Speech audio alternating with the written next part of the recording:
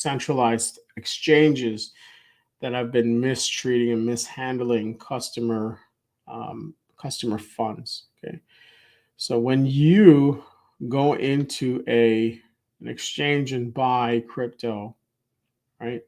You're exchanging your fiat money. When we say fiat, we mean like US dollar or Japanese yen or the euro, right?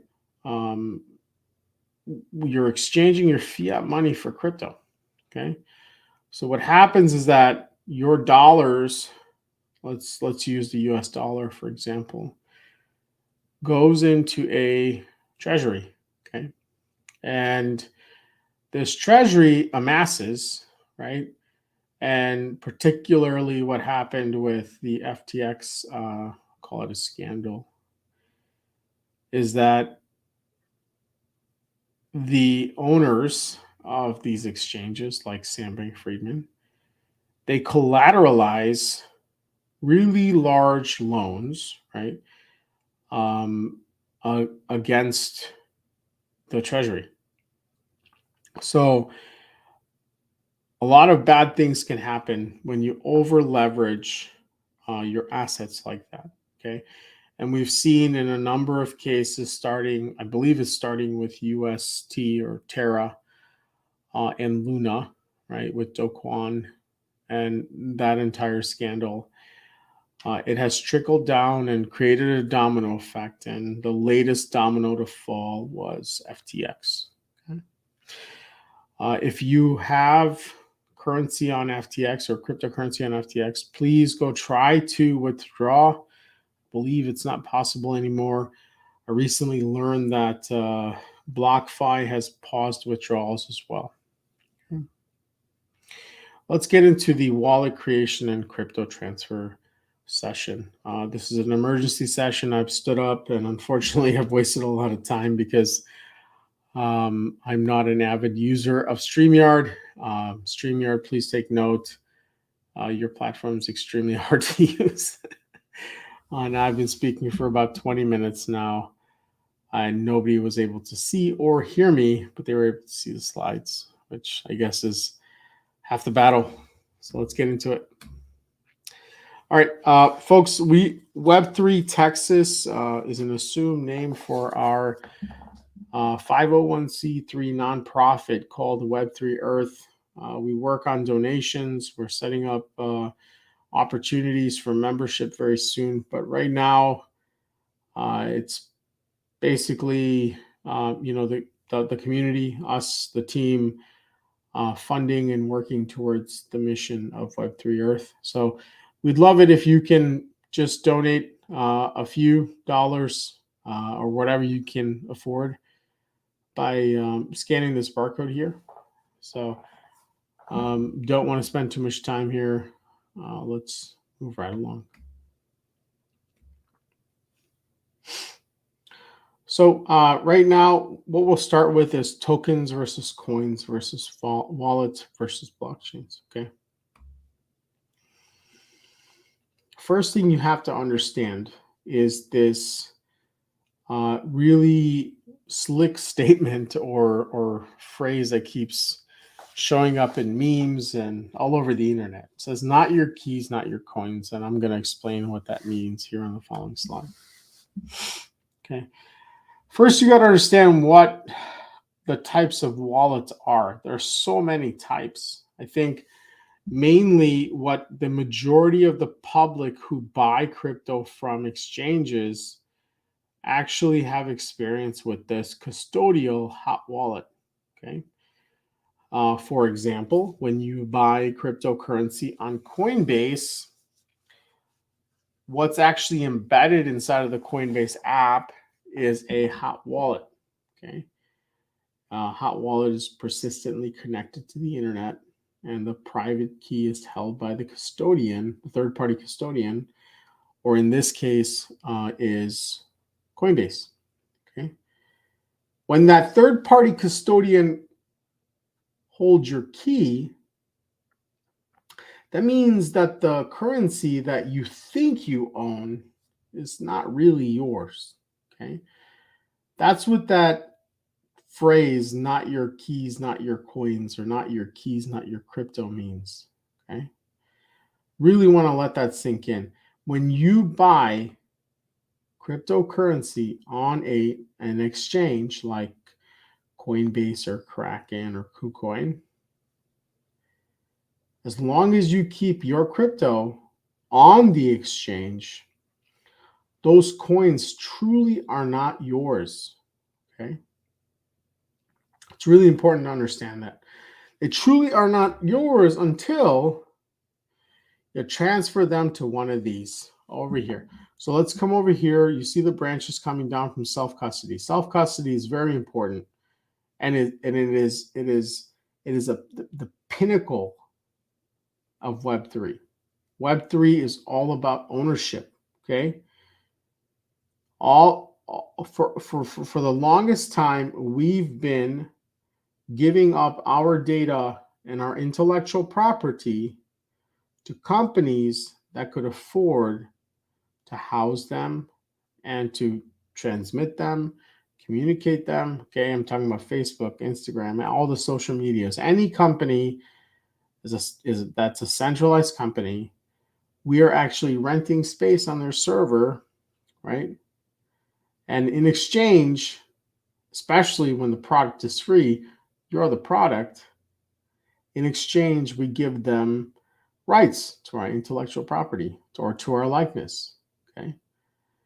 So the entire ethos of Web3 is self-custody. So let's look at this branch. Over here, you have under single signature. For the scope of this course, I won't talk about multi-signature, although it's important, especially for enterprises like large corporations. Single signature, there is a hot wallet. Okay, this is something most of you probably are familiar with, like Metamask or Trust or Rainbow. Okay, and then there's a cold wallet, which is out of scope for this session. Cold wallet's like a ledger. I believe I have one sitting here. Okay, this is a cold hardware wallet. It's probably the most secure version of a crypto wallet. Basically, a glorified thumb drive with a pin that you can set on the outside, but it is the most secure. So the idea here is that we need to get your crypto assets off of the exchange and into a hot wallet or a cold wallet. Self-custody hot wallet or self-custody cold wallet. Cold wallets can only be self-custody. All right, so let's take a look at what does it mean. What's the difference between a coin and a token and a blockchain and a wallet? Okay, so down at the bottom here, you'll see three different symbols that you may be familiar with. There's Solana, Ethereum, and Bitcoin. All three are blockchains, but they all three are also coins. Okay. So on the Solana blockchain, the native coin is called Solana. Solana uses the native coin to pay for gas fees and other things. Same thing with Ethereum, same thing with Bitcoin. Okay. So those are all called coins. When the cryptocurrency is native to a blockchain or the name is same as the blockchain, it's called a coin. When the name is named something different, like let's say Polygon on Ethereum, it's called a token. Polygon is actually a token built off of the Ethereum standard for fungible tokens, otherwise known as ERC20. Okay. Now that may not be very important to most of y'all, so I'll get to the point where what do all these arrows mean? Okay. So when you're taking your Solana off of the exchange, you can't put that Solana in a Trust wallet, although Trust does have a Solana version, but we're using the regular Trust version here, okay, that doesn't accept Solana. If you try to send your Solana from Coinbase to Trust wallet, it's going to get lost. And it actually happened to me with Hedera, okay, very early on. So if you're trying to send your cryptocurrency to any one of these self-custody wallets, which is important, you have to make sure that you read their documentation to understand which cryptocurrencies they accept. For example, Solana is accepted by Phantom Wallet, whereas Ethereum is accepted by Metamask and also by Trust. Now you'll see Trust seems very versatile because it also accepts Ethereum and Bitcoin, whereas Exodus is purely Bitcoin. Okay. Won't spend too much time on this because I know we've ran over, and I need to get into the other part of the session where it's hands-on. So let me make sure everything's going okay in the StreamYard and nobody's watching. All right, there we go. So I see Paul is in. Thanks for joining, Paul. Sorry about the infinity screen. I just want to make sure everybody's on and listening. I was a little late because I don't know how to use StreamYard, although I pay for it. And we use it every session. I'm just not the person who sets it up. So number one, when you're setting up your wallet, password managers are very important. This is a Web 2 problem. It's a Web 1, well, probably Web 1.5 to 2 problem. The issue of managing a password has existed for decades now, okay? And I guarantee you that most of you who are watching right now don't know what a password manager is. And it makes me shed a little tear. But I think that password managers should have existed since the beginning, at least, of Web 2. Okay, passwords are central to everybody. I think a lot of us are now starting to experience this sort of magic login where you just get a one-time code, which is sort of moving away from passwords. Passwords are still very relevant and embedded in the very fibers of the internet. Okay, so I think it's relevant to talk about passwords because passwords are also used in self-custody wallets. So let's move into the hands-on sort of workshop part of the course. You'll see here that I have a password manager that I love called Keeper. Keeper is a password manager that both me and also my family use. We have the family plan. Gives us 5 seats, and I give one to my sister, to my mom, to my wife, to my kids, I believe. I don't think they're old enough yet, and to some of my friends. So what we're going to do today is enroll for a Keeper account and add it to Firefox. The browser I'm using right now is Firefox, and this is for the desktop. Okay. So once I get to this, very easy to get to this. All you have to do is Google Keeper Firefox plugin or Firefox add-on. Okay. Click Add to Firefox. Click the Add. Okay. And from here, you'll hit OK. Okay. Now here we are. Okay. We don't have an account with Keeper, so we'll have to create one. So let's click on Create Account. Okay.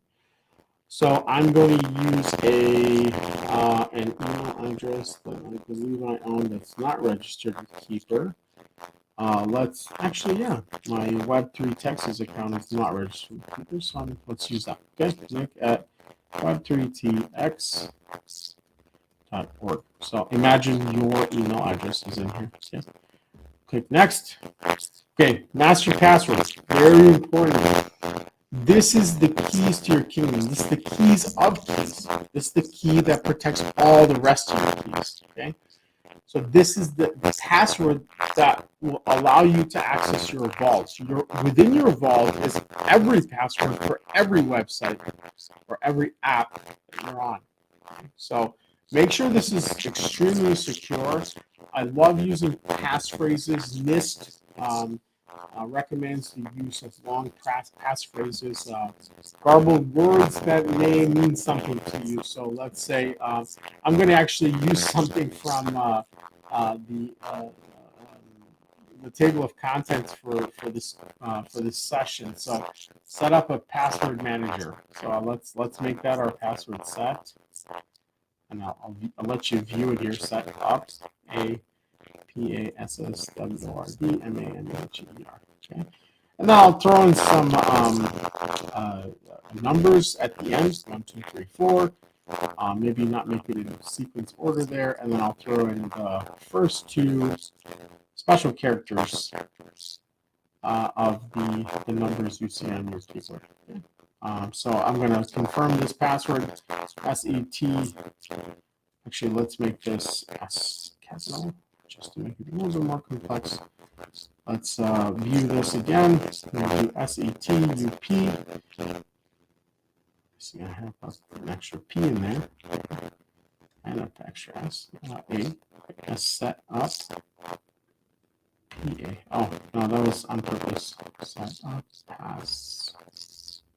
Sorry folks. PASSWORD MANAGER 1, 2, 3, 4. Bang act. Okay. Accept the terms. Next. Okay. Remember for me, set up password with a capital S, 1, 2, 3, 4, bang that. Okay.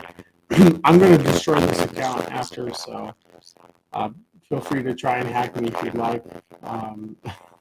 It's okay. I'm going to pause my screen here, so I'm going to look at my email. Okay. Let's see here. I'm going to stop screen sharing. Okay. So you can see my wonderful face here. I'm going to go over to my email. I'm going to grab this verification code, come back. I'll present again. Okay. Go back here, enter the verification code, verify. All right, here we go. Okay, if you want to export or import your existing passwords, if you use Firefox Password Keeper, you can definitely do that. I definitely do not recommend using the password vault of any browser. Okay, it's very easy to hack. I can show you how to do that probably about 20 seconds. So what I'll do here, just for brevity's sake, I'll only hit later. Okay, I'm gonna skip all this stuff. Skip. Okay. Okay. Let's look at the sort of the local features here. Let me make sure my stream is still running. I know I'm over time. All right. Broadcast is still going. I'm gonna repost this so it's not so choppy and weird. Hopefully people are watching. Let me check in. I don't think I'm logged in here. That's okay. Anyway, let's get back to it. Okay, this is your vault. Okay. You'll see some designations here: identity and payments, security audit, breach watch, items. A lot of this stuff is not within the scope of this session, so what I'm going to focus on is creating a new record. Okay. Now, the beautiful thing about this plugin in Firefox is that this thing is constantly monitoring when you are, number one, creating a new account that requires an email or a username or password, and number two, when you're logging into something. So there's something called an autofill or an injection. And it's very convenient. I love it. So I'm going to show you what that looks like in just a moment. Okay. So now we have our Keeper account all set up and ready to go. I'm going to get out of my vault here. My vault is where everything is stored. All of my accounts with username, which is typically email address and a password. Okay. So let me get out of here. And now I'll get back into self-custody wallet. Okay, let's move on to Metamask. Okay, Metamask, another plugin. Okay, folks, I would recommend you follow an account on Twitter called Wallet Guard. I believe they have a Wallet Guard product as well. Huge fan of them. They are consistently publishing news articles about or updates about breaches and certain malwares that are coming about to attack your MetaMask wallet. And unfortunately, browser plugins are sometimes very vulnerable and easy to attack. So highly recommend following Wallet Guard on Twitter, keeping up to date whenever they come out with different updates about breaches, hacks, vulnerabilities. Okay. Anyway, let's get back to MetaMask. So MetaMask add-on, very easy. Google MetaMask Firefox, okay, or MetaMask Chrome if you're using Chrome. I'm going to go ahead and add this to Firefox. Okay, click Add here. All right, hit OK there. I'm going to hit Get Started. Okay, so MetaMask is a hot wallet, and it's also a self-custody wallet, meaning that you are entirely responsible and accountable for the assets that are in this wallet. Okay. Here, I'll just go ahead and click agree. Okay. Here's the welcome screen. Am I new to MetaMask? No, but for the sake of this course, I'll say, yeah, I am. So let's create a wallet. All right. So let's create a password. Check this out. How cool is this? If I right click here and I go to Keeper, I just hit create new record. Okay. Oh, no, I guess MetaMask is a little finicky here. So what I'm going to do is create a new record here. Okay. Okay. So I'll call this MetaMask. I promise you folks, it's a lot easier than this typically. Okay. And then I think it's because I'm signing up through the extension, it's giving me a weird issue. So metamask.com. So down here in the website address, I'll just put MetaMask here. It'll never resolve, unfortunately. That's because it's a plugin. So I'll use the email address that I'm going to sign up to MetaMask with. Okay, I'm creating a record inside my vault. This is the vault that's going to store all of my stuff. Okay, tx.org. I'm going to generate. Okay, this is cool. This is super cool. Watch this. I'm just going to hit this dice and it's going to generate a password. Guess what? I'm going to go up to 32 characters here. Okay, check out this password. You think a hacker is going to guess that? No, thank you. No, it's not. They're not going to guess this until they get quantum computing. Okay, so let's copy this bad boy. Feel free to copy it. I'm just going to destroy the MetaMask account. Okay, I'm going to hit save here. I'm going to go back to MetaMask and I'm going to paste the password that I just copied out of Keeper, out of the record I just created. So check it out. This is your MetaMask record. Okay, with your login and your password. Okay. Click that, hit create. Okay. Now this is super important. Okay. Feel free to watch this video, but I'm going to explain what this video is going to say in a minute anyway. So I'm just going to go next. Okay. And now I'm going to reveal something that's very important. Okay. The secret recovery phrase, or what most wallets call a seed phrase. A seed phrase is a human understandable or human readable version of your private key. Understand that when you get a self-custody wallet, you get two things. They're paired together, a public key and a private key. This technology has been around for decades now. Okay, it's been used in cryptography for decades now, but now it's being used in crypto. So anyway, back to it. You get a public key and a private key. The public key is like your, let's say, a routing number or a checking account number. Okay, it's something you use to route payments to your wallet. Okay, the private key is like your PIN, something you don't tell anybody. Okay, it's something that's secret to you, and you have to really closely guard it. Okay, I'm gonna check it on StreamYard again, make sure it's not kicking me out. Looks like I'm good. Nobody's watching. That's okay. Okay, so back to MetaMask. Okay, so when you get this public and private key pair, the wallet, what it does is stores your private key, and your public key is used to route crypto or assets to your wallet. Now, the only thing your wallet stores is the private key. It doesn't actually store crypto. Okay, people say send your money to your wallet, but you're not really sending it to a wallet. What happens is that the private key inside of your self-custody wallet gives you access to the account on the blockchain. Okay.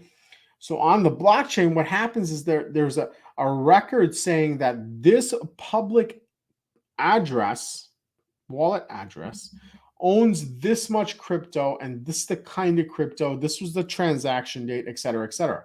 Okay.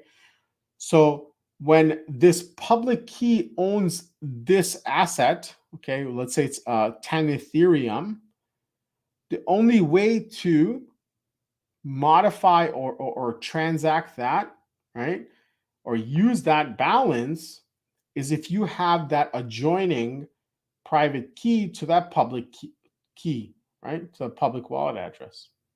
Okay.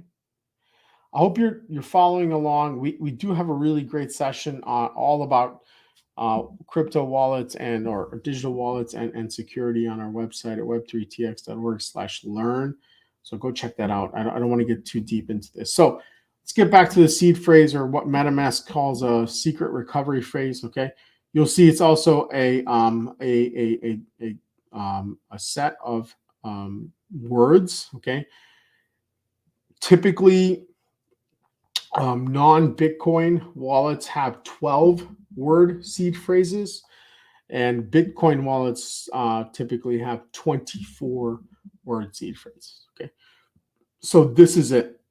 If you lose your MetaMask, okay, if your laptop gets stolen, or your hard drive goes corrupt, or you lose your phone in a river in Oklahoma, like I did, because I was dumb and I brought it along with me on it was like whitewater rafting in Oklahoma.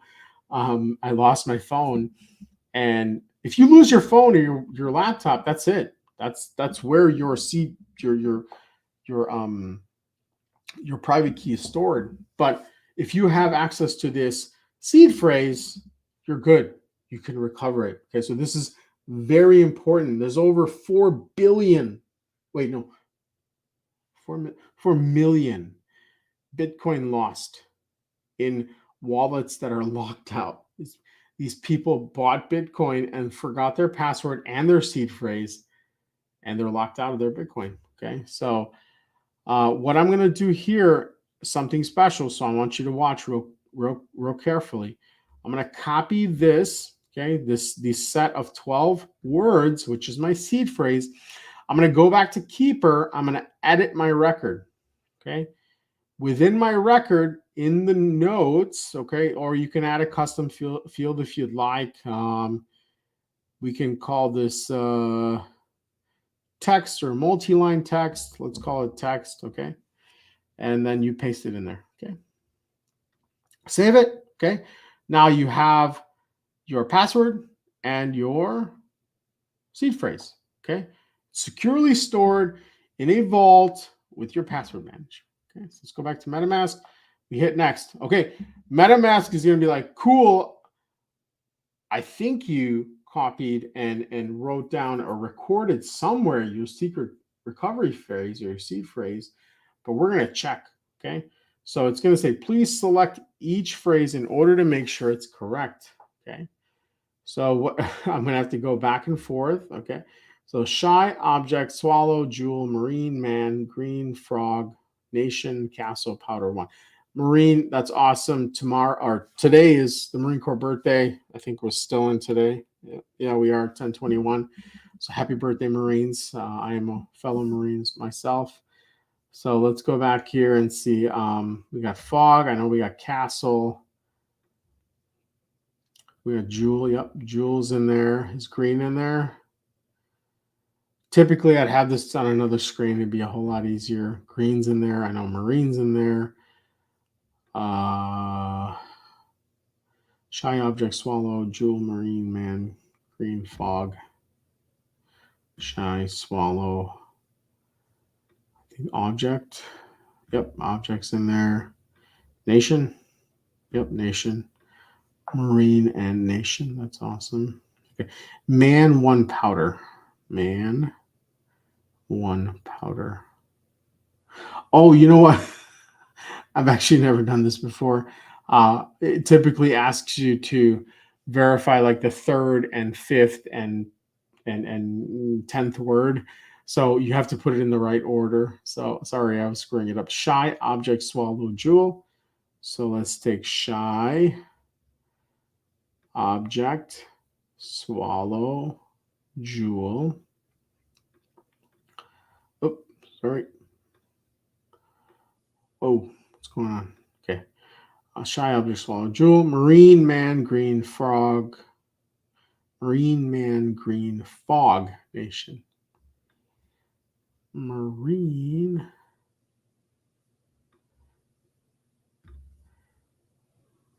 Marine. Man. Green. Fog. Nation, castle, powder, one. Nation, castle, powder, one. Okay, hit confirm. Great. You've confirmed that you actually saved it. I mean, if you want to write it down on a piece of paper and put it in your safe, great. If not, something that we do recommend is one of our sponsors called Crypto Steel. If you go to our link tree, you can get 10% off, I believe. It's linktr.ee/WEB3TX. Okay, if you go there and scroll to the bottom, you'll see the link. The link is a join to the coupon code. You can get 10% off of Crypto Steel. The Crypto Steel is non-electronic. It's a physical backup. It is completely offline. And you arrange these metal tiles in the sequence and order of your seed phrase, every letter in every word inside of your seed phrase. It's pretty cool. Check it out. Okay, folks. So I'm going to hit all done here. All right, cool. So we have a Metamask wallet. Okay. You look up here, you got a Metamask wallet, you got a Metamask wallet down here. Okay. So this is the sort of the browser version of your wallet. This is the plugin version of your wallet. Not really a whole lot of difference. So I'm just going to exit here. Okay. Let's see who else is on. Doesn't look like anybody's on. That's okay. Let's keep going. Okay. So I'm going to help you explore a few things about your wallet. I'm going to do it in this view, although it's easier to do it in the full browser view. I'm going to do it in this view because this is a view that you're going to see a lot. Okay. This is the view you're going to see very typically. You're not going to see the whole browser view. Okay. So number one, let's check out crypto networks. Okay. So Ethereum mainnet. You'll see this like thing up here. This is Ethereum mainnet. Okay. Let's focus on Ethereum. Remember when I told you that Ethereum is its own blockchain and Solana is its own blockchain? So each one of these blockchains have something called a mainnet and a testnet. Okay. Testnet is where you can do whatever you want and it's not going to impact you financially at all. You can actually use fake crypto to do fake transactions and test, let's say, your applications that you're developing. But mainnet is where all the real life stuff happens. Okay. So right now, my wallet is connected to Ethereum's mainnet or Ethereum's blockchain, the live blockchain. Okay. Where all the transactions take place. Now, if I wanted to connect to, let's say, Polygon, things are a little different. Now, number one, you can do that manually, right? So you can click add network here and do it manually, or you can do it automatically. Okay. So if I want to go to Polygon, Polygon prescribes that if you go to its blockchain explorer called Polygon Scan, okay? Or yeah, Polygon scan. Down here, you can click add Polygon Network, okay? So this is super cool, and this will also show you what it means to sign a transaction, okay? Number one, let's take a look at what's going on here, okay? Polygonscan.com, okay? Allow this site to add a network. This will allow this network to be used within Metamask. Metamask does not verify custom networks, okay? So number one, you need to verify that the website you're using to add the network is legitimate, okay? Because there's a lot of scams and risks out there, okay? It's very important in any case. Sometimes this this interface looks a little different when you're connecting to a decentralized application. It's very important to read these little details, okay? Because sometimes they'll be asking for permissions that it doesn't need. As soon as it asks for things like set approval for all, you have to be very, very cautious, okay? Set approval for all was designed for a specific purpose, but it's not necessary for every application. So you have to be very cautious about what permissions you're granting to the application, okay? So here I understand that I navigated to polygonscan.com and I clicked on add Polygon Network to my MetaMask. So I'm going to go ahead and approve. This is a transaction, mind you. It is not a transaction per se, like it's going to be on the blockchain, but this is a modification to the state of your wallet. Okay, so I'm going to hit approve. Okay, I'm going to go ahead and switch network. Okay, so let's take a look here. Okay, we are now on. If you look up here, it'll tell you it's the UI and the UX is getting better and better. They're adding a lot more prompts to make sure you're aware of what's going on. So it's telling you now that you're on Polygon mainnet, okay? Meaning that when you send cryptocurrency outside of your, let's say your Coinbase exchange account, right? You want to make sure you're sending it to the right wallet address. Now let's take a look at something really, really curious and interesting. You look at the last four here, okay? 778D. Let's switch back to Polygon. It's still 778D. That's something really cool about MetaMask, okay? Because Ethereum and Polygon are both written on the Ethereum standard ERC20 or 20, right? You maintain the same wallet address regardless of which blockchain you're writing to, okay?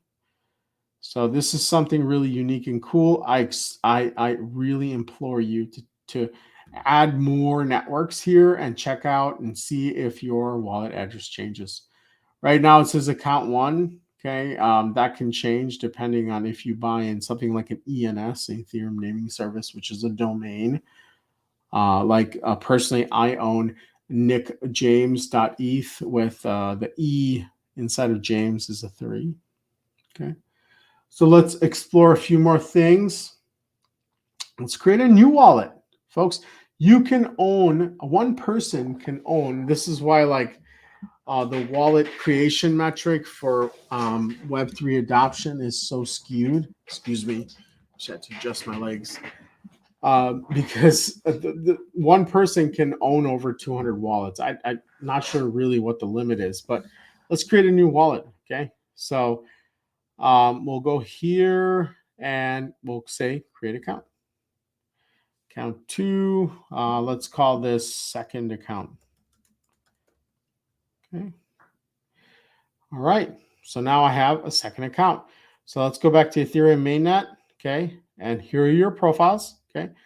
So I have account 1, so let's change account 1's name. So if we look at account details, click on this little pencil, we'll call this first account, okay? Click the check mark. Okay, so now I have 2 wallets. Okay, you'll notice that now the wallet address changes 778D. If I go to a second account, I have 4D31. Okay, so you can have as many different wallets as you want to. Essentially, if your wallet is your identity, you can have multiple identities. You can have hundreds of identities. Okay, and this is why when people say that blockchain promises anonymity is because you can be whomever you want to, because there's no limit on the number of identities you can create. And essentially, identities is your public wallet address, which is this thing right here. Okay, it's not an elongated form. This is 42 characters. Your public key is 64 characters, and your wallet address is a derivation of your public key, which is 42 characters. Okay, so that's what this is right here. Anyway, getting back to it, signing a transaction, we already tried that. Let's do something live. So let's go to ens.domains app. Let's go to app. ENS is awesome. I love ENS. Okay, app.ens.domains. So let's connect. Okay, it's already prompting me to connect. Check this out. You're gonna get this like weird thing where it goes back to your desktop. Just come back to your browser. You'll see this little blue one over here. That means you have a prompt inside your wallet. So click on it. Okay, so you're telling. This is actually a dApp. This is a Web3 decentralized application. Okay, this is ENS, Ethereum naming service, similar to like domain naming service. So let's say I want to connect the first account. Okay, connect it, and now I am connected. Check it out. I'm on Web3, folks. Okay. Okay. Sometimes you have to let the app know that you're connected by clicking connect. So let's say I'm looking for a wallet wizard.eth. Looks like it's taken. So let's explore the records here. Okay, just very quickly. I love this. So there's a registrant, there's a controller, and expiration date. The registrant is the wallet address that registered. We don't know who this person is, right? It's 42 characters, and that's the wallet that registered it. They can actually transfer the ownership of controlling the record to somebody else. So how cool is that? So somebody can own it, but somebody else can control it. That's really cool. And so they do have different intervals of reservation for ENS. So anyway, I don't want to get too far into this, but I just wanted to show you how to connect to a dApp. Okay. So number one, we have to understand that we didn't actually sign in with a username and password to ENS at this point. Okay. It's very important to understand that the login was actually conducted through your wallet. ENS, in fact, does not care who you are. It has never asked me for my name. It didn't ask me for my phone number, my email address, my address, right? It didn't ask me for any personally identifiable information. All it asked for me to do was sign in with my wallet. So I still remain anonymous to ENS. But in the same way you log in Web 2, you must also log off in Web 3. Okay. So let's take a look at where that's where you can find that information. So if you click on the ellipsis here, the three dots, click on connected sites, you'll see that we're on the wrong account at this point. So let's go back to the first account. This is the first account that we connected to ENS with. Let's go to connected sites. Okay. So here you'll see that we are currently connected. Now let me exit out of here. You'll think that I've logged off, right? But actually the session is still alive. So let's take a look. Okay. Let's go to connected sites. Check this out. I exited the website in my browser, but I'm still connected to apps.ens.domains. Okay. So what you want to do is when you leaving a dApp, you want to make sure you click disconnect. Okay? Click disconnect. And now there's no risk. Okay. So that's sort of signing in and signing off with your digital wallet. Okay. So I'll end that here and let's go to next. Buying crypto and transferring. Okay. This is key. This is essential. I'm going to get out of this. I'm going to clear some of this up. Okay. Now that we've created all these things. So here we are on Coinbase. This is my play around account. Looks like I have $354 here in a mix of what do I got here? I got some Doge. Okay. I think I bought Doge at the wrong time. It was like 15 cents. Poor me. I got some BTC over here. Okay. I got some Cardano. So Doge is actually built atop the ERC20 or Ethereum standard. Okay. So let's say I want to send some Doge to my MetaMask. Okay. How do we do that? Okay. So let's see. Let's see if let's just Google it just to be safe. DOGE support MetaMask. Okay. Okay. Looks like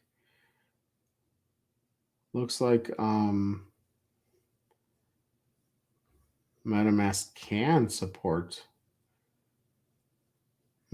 Okay. You know what? For the sake of this, I'm not actually sure, so I don't want to give advice. It looks like Doge may have been developed on the Binance. Binance is another blockchain. Doge may have been developed on the the Binance token standard. So let's not use this example. Okay, just to be safe. Let's just use something safe like Ethereum. Okay, so I'm gonna go home. I'm gonna go to Ethereum. I don't have a balance of Ethereum at this point. So what I'll do is I'll do a buy. Okay. I'll make sure that I'm still streaming. We got some weirdos on my chat over here. Like my hot photo here. No, thank you. I'm going to go here. I'm already logged into my Coinbase. Let's just do, I'm going to buy, let's say $20 of Ethereum. Okay. So this is very easy. Let me go ahead and buy it. Hoping it works. Okay. Okay, great. So it's gonna come through. Can't pause a live stream, so I'll just have to hang on. So we'll go over here to wallet. I bought 0.0148 ETH. Okay, my current balance is, where's my balance?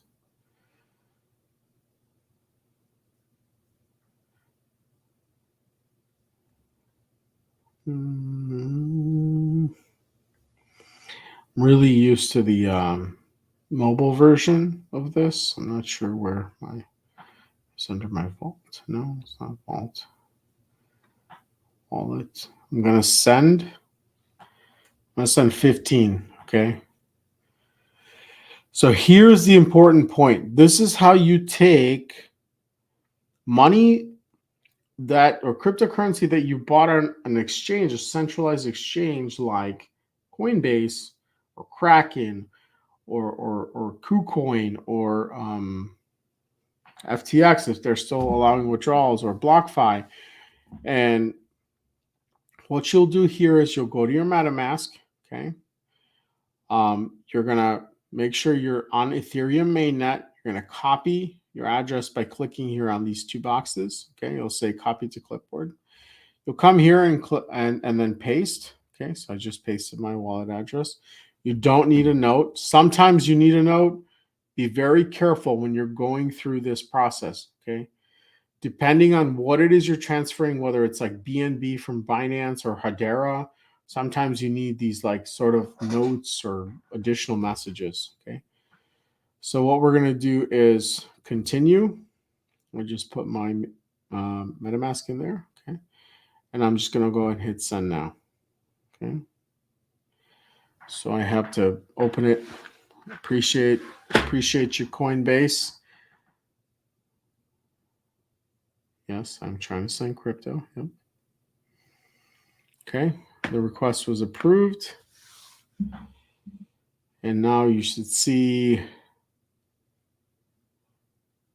there you go. All right, all done. Okay, so this is going to take some time, folks. Essentially, what happens after this is that your transfer goes into a queue, and that queue, once you reach your turn, the transaction is mined by proof of stake miners. Okay, and they validate your transaction. They're not miners; they're called validators. Excuse me. The validators validate your transaction. They record it in their ledger, and then they go through the consensus protocol, and then they replicate it to the rest of the nodes. This takes some time. That whole process is called finality. Okay, finality takes some time. So we can check our balance here. Oh, look how fast that was. And now, yes, we lost some money to gas fees, but here we are. Now, here's the most important salient point. I have now taken assets off of a centralized exchange that custodies my Ethereum, and I've put it into a self-custody wallet where nobody else can touch it. Okay? This is what you need to be doing every time. Unless you have a specific reason to keep your money, like, I mean, obviously, sometimes I don't follow my own advice, but I'm using an alternate account to show you this presentation.